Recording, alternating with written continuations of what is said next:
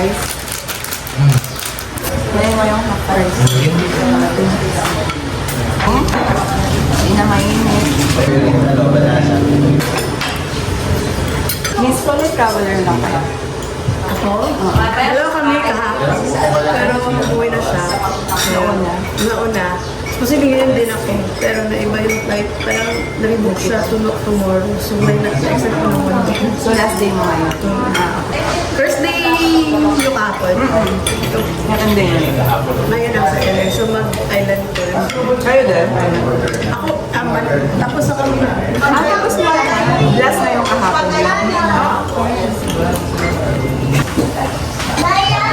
Ready na kami for our tour today.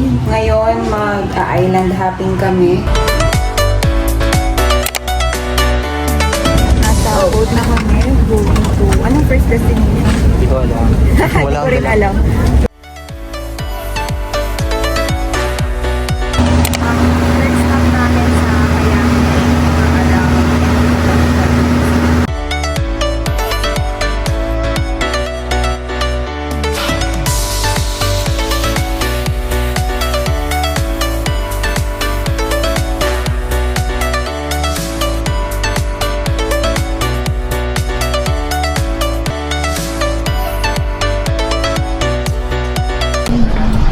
Ganda sa ko.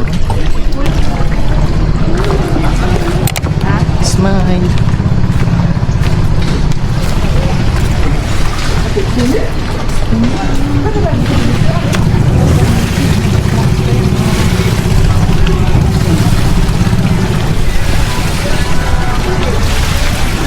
And then the lake, ma'am, sir, is located behind the mountain.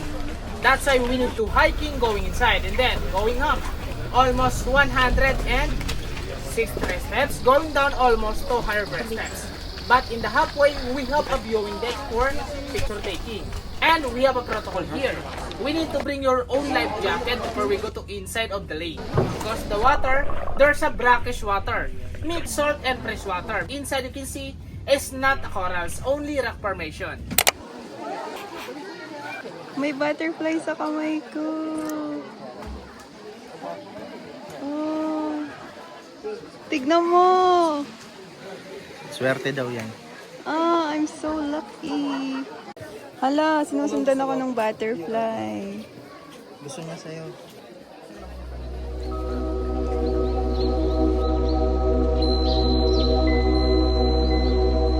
Kayangan Lake is the cleanest lake in the Philippines and possibly all of Asia.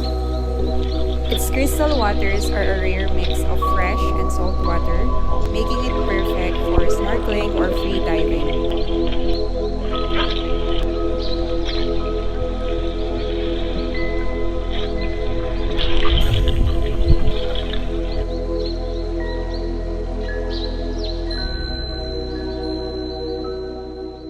Kakatapos lang mag-snorkel and swimming. Nag-try ako mag-free dive. Ang pangit. Pero okay din. So, pabalik na kami sa taas.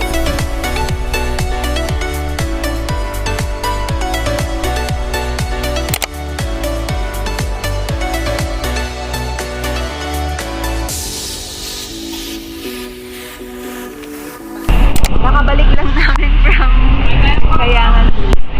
Tapos ang next stop namin sa Secret Lagoon. The only way para makapunta ng Secret Lagoon is mag-kayak. Hindi siya pwede through swimming.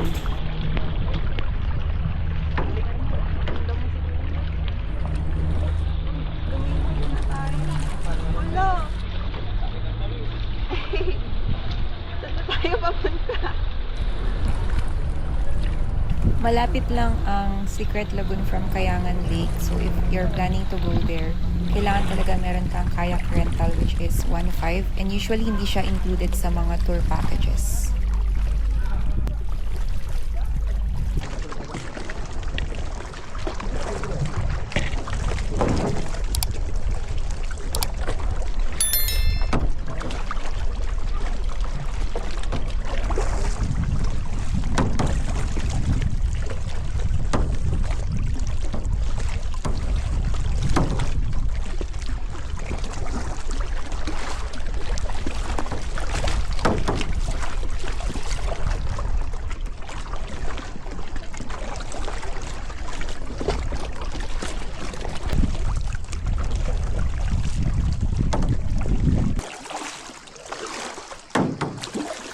Dahil first time namin and kami lang dalawa sa kayak, hindi namin alam yung way papunta sa Secret Lagoon. Hindi naman kasi nagbigay ng instruction mo sa yung secret lagoon. At least nakapasok tayo ng konti. O, doon na. Nawala tuloy tayo. Di natin mahanap yung secret. Kaya nga secret eh. O, doon tayo sa kabilang side.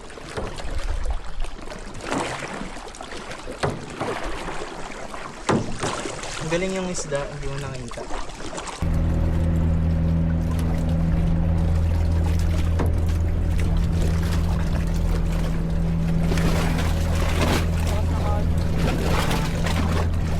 Kasi, nalaw nila eh. Nalaw nila yung dagat. Uy, uy, uy, uy. Umalis tayo dito. Nakakatakot. Saan na, wag ka lang magpapanik.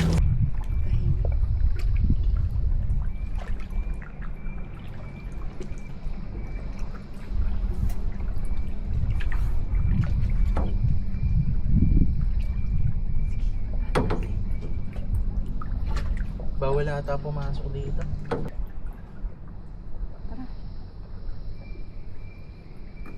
Go. Uy, nabangga.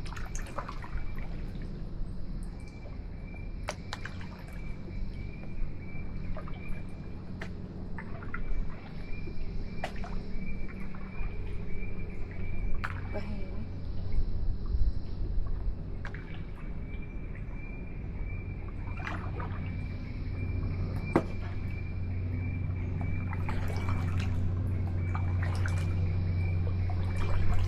Mangrove lang nila.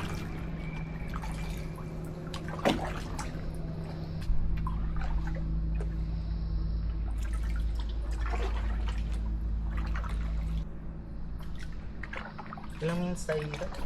30 minutes lang daw. Grabe, nakakatakot dito. Kaya nga. Balik na tayo?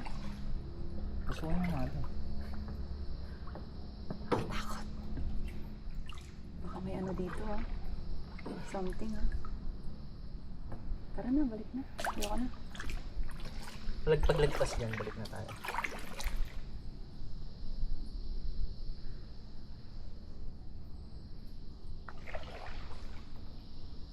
Sige. Uy, uy, uy. Mabangga.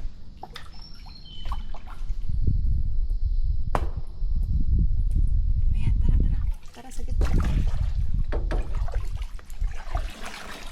Kailan ito yun?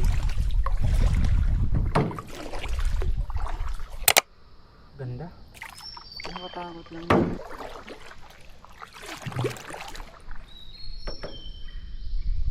Kaya pala to Secret Lagoon. Ang ganda dun sa taas. Oh. Ayun ang taas. Ang ganda. Okay na, ikot na tayo. Balik na.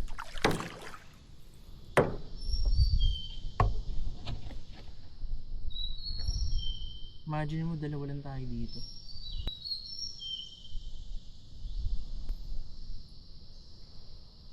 Tara.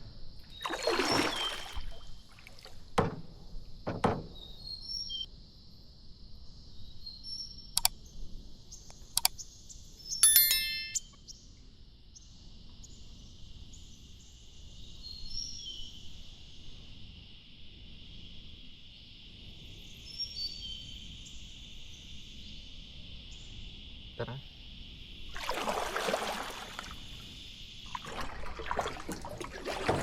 Sana, balik na tayo.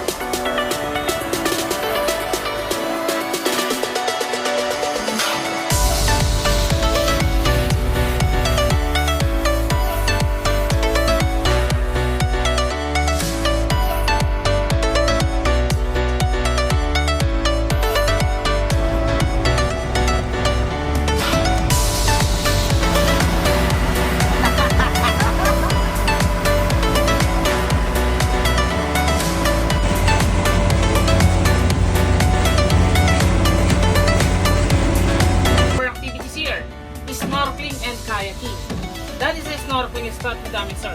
And 29 minutes to stay here at Twin Peaks Coral Garden. Our third stop is Twin Peaks Coral Garden. Pero wala kaming any footage dito sa snorkeling. Malakas din yung current, so saglit lang kami dito. Right after dito, pupunta na kami sa next stop for lunch.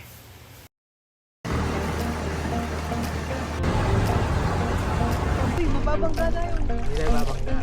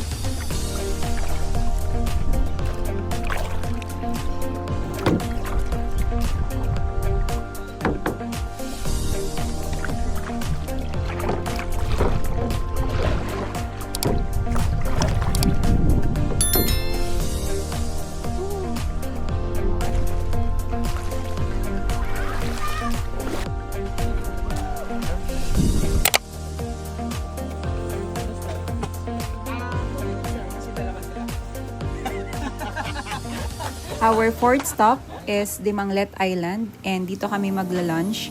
Kasama na rin sa tour package yung lunch and niluto daw talaga siya sa boat. So mainit pa yung food, sobrang dami, sobrang sarap. And also may mga local dogs habang kumakain kami. So sinishare namin sila ng food.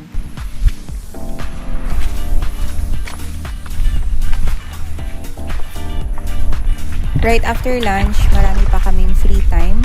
So, pwede dito mag-kayaking, snorkeling, swimming. Yung iba, natulog na lang kami naglakad along the beach. Perfect opportunity na rin siya to take some pictures and videos.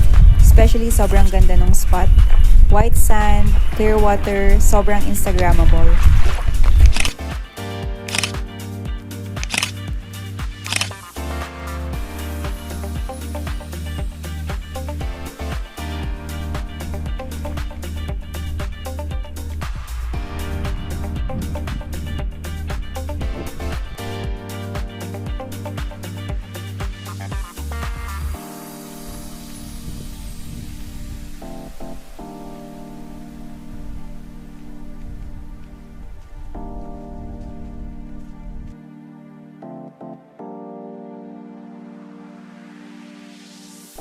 Wala ko, halamig ng tuwid ka.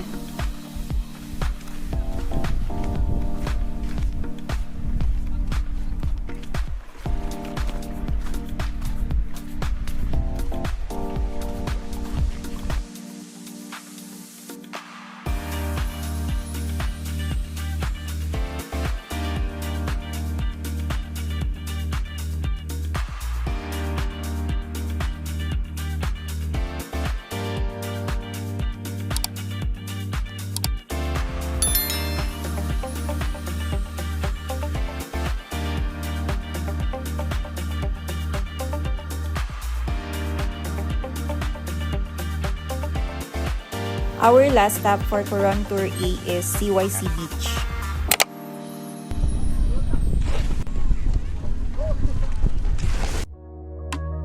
Perfect spot siya for kayaking, swimming, and chill lang.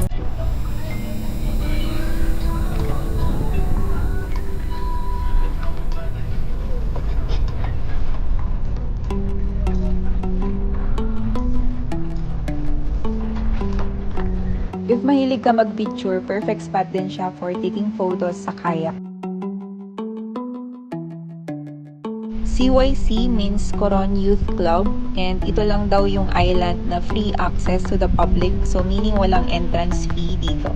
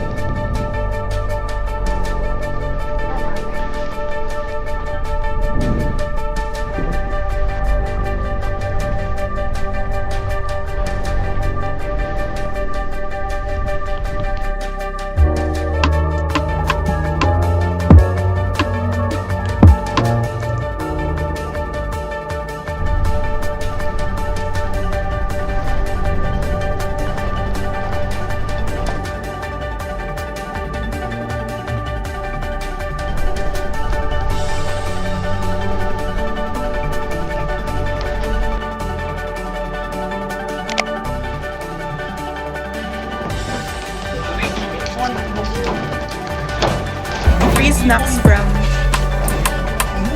Coron. Okay, ma'am, sir. Everyone is good? Good. Hey, 1 hour been our last stop. Loading area. Kaya ko meron pa. Tapos na yung Coron Tour A namin for today. Last stop namin sa YC Beach. Pabalik na kami ng port. Ang harap ng Coron. Wala na. Another.